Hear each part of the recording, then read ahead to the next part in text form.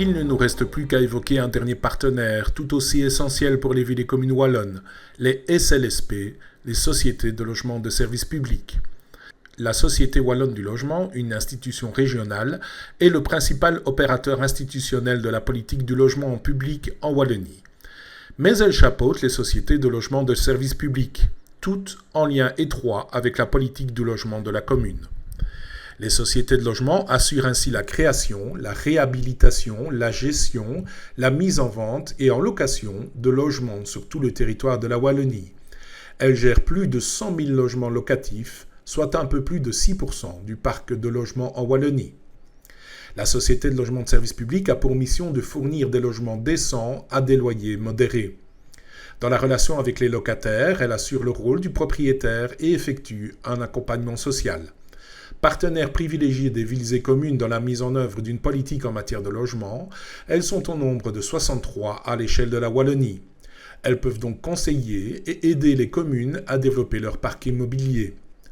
Pour commenter tout cela, donnons la parole à Michel Defay, directeur gérant du foyer de la région de Fléron et vice-président du comité permanent des SLSP au sein de l'Union des villes et communes de Wallonie. Il est évident que l'accès au logement, et particulièrement au logement public, est un des ciments fondateurs de toute démocratie qui se respecte, puisque la société donne accès à un logement ou à plusieurs logements à des personnes nécessiteuses qui n'ont pas nécessairement les ressources financières ou matérielles pour accéder à la propriété, mais surtout à l'aspect locatif, c'est-à-dire bénéficier d'un toit à loyer modéré, sans commune mesure avec ce qui se pratique actuellement au niveau du secteur privé.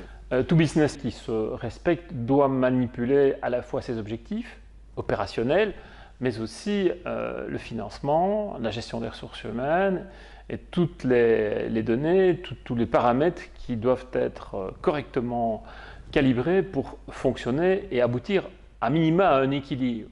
Malheureusement, dans l'état actuel des choses, cet équilibre n'est pas atteint. On n'arrive pas à recouvrir les investissements avec la perception des loyers tels qu'ils sont prévus actuellement depuis de très nombreuses années par la région wallonne. Nous avons manifesté et martelé le fait que pour le prochain gouvernement wallon, il était absolument fondamental que la politique du logement public soit au pinacle de leurs priorités.